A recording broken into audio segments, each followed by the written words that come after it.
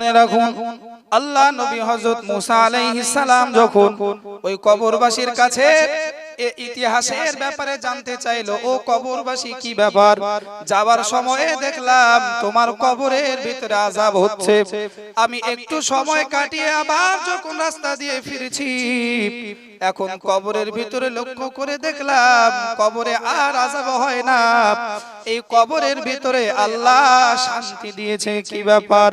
কবরবাসী জবাব দিয়ে বললেন, ওগো আল্লাহ নবী মুসা, আপনি শুনে রেখে দেন, আমি কবরে আযাবে ছিলাম, এটা আমার পাপের কারণ, আমার পাপ আমাকে আযাবের ভিতরে নিক্ষেপ করেছে। তবে অবশ্যই মনে রাখার দরকার, যে সময়ে আমার ইন্তেকাল হয়েছে, মৃত্যু হয়েছে, যে সময়ে আজরাইল আমার জানটাকে কবজ করেছে, সেই সময়ে আমার স্ত্রী ছিল গর্ভবতী।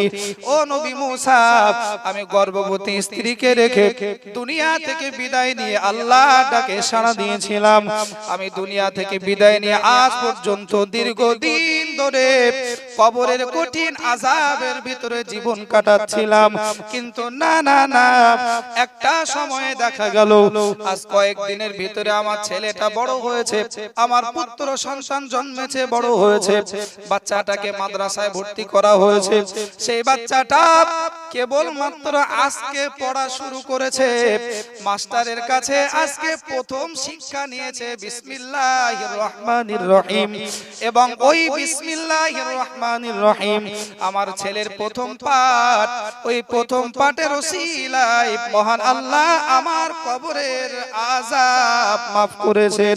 একটু জোরে বলা যাবে কি সুবহানাল্লাহ? আরো একটু মুহাব্বত করে বলুন সুবহানাল্লাহ। কথা বুঝতে অসুবিধা হলো? যাওয়ার সময় দেখলেন কবরে আযাব, যখন ফিরছেন তিনি দেখলেন সেই কবরে, যাওয়ার সময় দেখলেন আযাব হচ্ছে, ফেরার সময় দেখে আযাব নেই, কবরে শান্তি হচ্ছে, তিনি কবরে খুব সুখে আছেন, আল্লাহর রহমত কবরে বর্ষণ হচ্ছে। তিনি ডাইরেক্ট একেবারে কবরবাসীর কাছে প্রশ্ন করলেন, কি ব্যাপার, যাওয়ার সময় দেখলাম আযাব হচ্ছে, এখন শান্তি, ব্যাপারটা কি? বললেন, আমি যখন মারা গেলাম আমার স্ত্রী গর্ভবতী, সেই বাচ্চা হয়েছে, বাচ্চাটা বড় হয়েছে, তাকে মাদ্রাসায় ভর্তি করা হয়েছে, আজকে মাদ্রাসায় এসে আজকেই প্রথম মাস্টারের কাছে প্রথম সবক নিয়েছে বিসমিল্লাহির রহমানির রহিম, আর ওই প্রথম সবকের ওসিলায় মহান আল্লাহ পাক রব্বুল আলামিন আমার কবরের আযাবকে maaf করে দিয়ে কবরে শান্তির ফয়সালা করেছেন। আরেকবার জোরে বলুন না সুবহানাল্লাহ। মাদ্রাসায় পড়ার ফজিলত আছে না নেই? আছে বাবু। যারা মাদ্রাসায় পড়ছে সহযোগিতা করুন, কেউ আমরা যে যতটুকু সহযোগিতা করতে পারবো আমরা আশাবাদী অবশ্যই আল্লাহ এর পূর্ণাঙ্গ জাযা আমাদেরকে দেবেন। আমার বক্তব্যের সার কথা হলো এটাই, শুধু একটা আয়াত মতো বলতে পারেন বিসমিল্লাহির রহমানির রহিম, এতটুক ছেলে পড়েছে, বাপ নিজের পাপের জন্য কবরে আযাবের সিদ্ধান্তে ভুগছিল, ছেলেটা সে একটা সবক দিয়েছে বিসমিল্লাহ, কবরের আযাব maaf হয়েছে বাবু। তো যারা এই লাইনে আছে মনে রাখেন, আল্লাহ রাসূল বলেছে একজন হাফেজ 10টা মানুষকে জান্নাতে নিয়ে যাওয়া সুপারিশ করতে পারবে। আরেকবার বলা যাবে সুবহানাল্লাহ?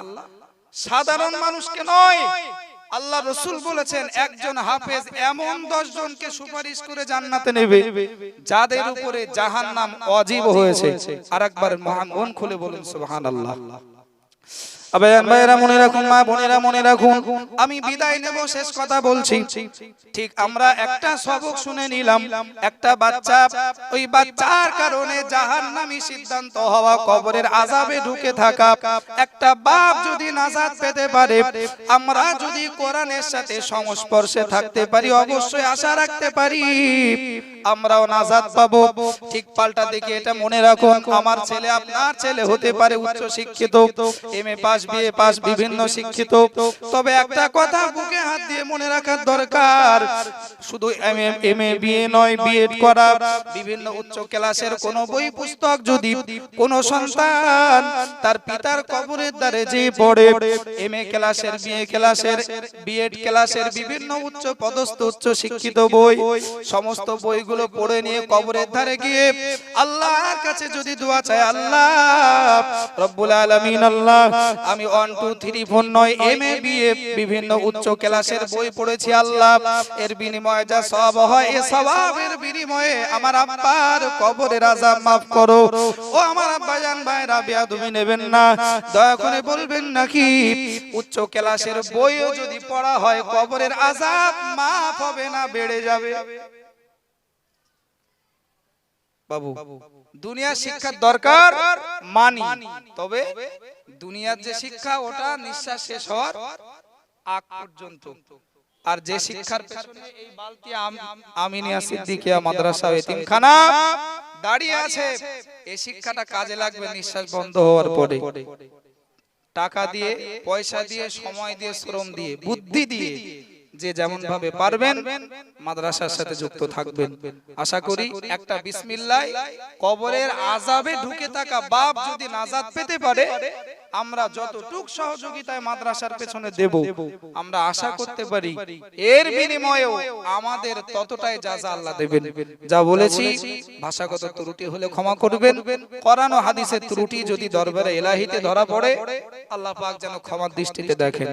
সকলে উচ্চ আওয়াজে একটু দুরূদ শরীফ পড়েন, আল্লাহুম্মা সাল্লি আলা।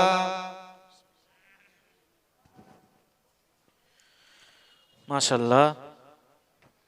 এখন আপনাদের সামনে বক্তব্য রাখতে আসেন সুদূর ক্যানিং থেকে আগত জনাব হযরত মাওলানা হাসানুজ্জামান সাহেব।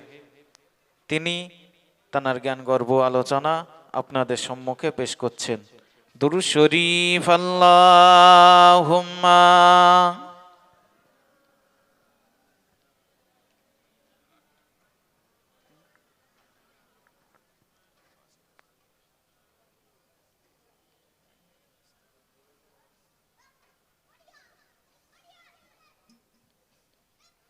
السلام عليكم. نحمده ونستعينه ونستغفره ونؤمن به ونتوكل عليه ونعوذ بالله من شرور أنفسنا ومن سيئات أعمالنا. من يهده الله فلا مضل له